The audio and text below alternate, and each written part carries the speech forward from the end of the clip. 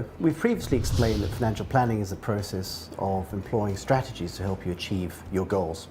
In this edition, we dive a little more into your debt plan. The form of debt most common to many Australians is the home loan. And with a home loan, it's useful to understand whether it makes sense for you to use what's known as P&I, or repay principal and interest, or does it make sense to use interest only so that you can reduce the monthly cash flow requirements for servicing the debt and then use that spare cash for other areas, for investing or possibly for lifestyle, but that wouldn't necessarily be a sensible choice. Investment loan is then another type of loan that can make sense for you. One of the advantages of that to many people is that you do get a bit of tax relief on borrowing for investment purposes, in terms of the interest is offset against the income that you generate from the investment, so that it can actually help you ramp up your savings in the long run if you are able to invest in an asset that does generate some good growth and good overall return. The lowest cost investment loan is one secured on property, because it's an asset with a known value, and so banks will provide you a lower rate of interest than something that is secured on movable assets. Like a car loan, for example, would be a much higher rate of interest, or an asset secured on shares, which goes up and down a lot more. Now, securing an asset on shares, if you have it with protection, so you can have a put option or some other form of protection, that would provide you a lower rate of interest.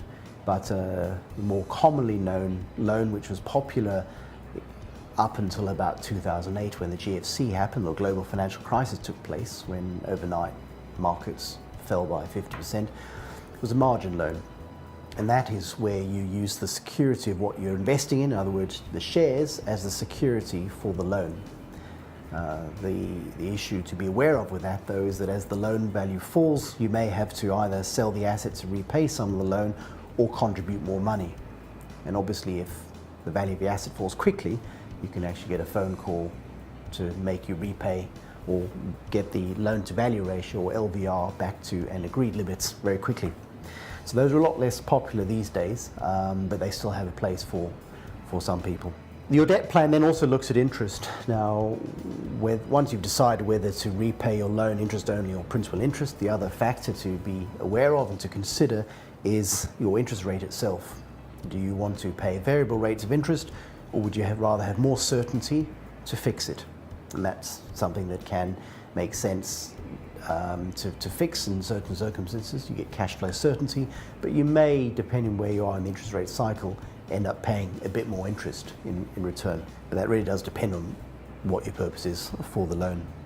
And then the final area to consider with your debt plan is the gearing level. I alluded to it earlier with the margin loan, but any asset you're borrowing to invest for, whether it's your home, with typically 80% is an upper limit before the banks get uncomfortable and make you take out additional insurance called lender's mortgage insurance. So 80% is the threshold there, some banks at 75%. Whereas with shares or margin loans, it's often 75% of the value. But people seeking advice from people like me or other advisors would generally recommend no more than 50% for an asset that's going to change in value significantly.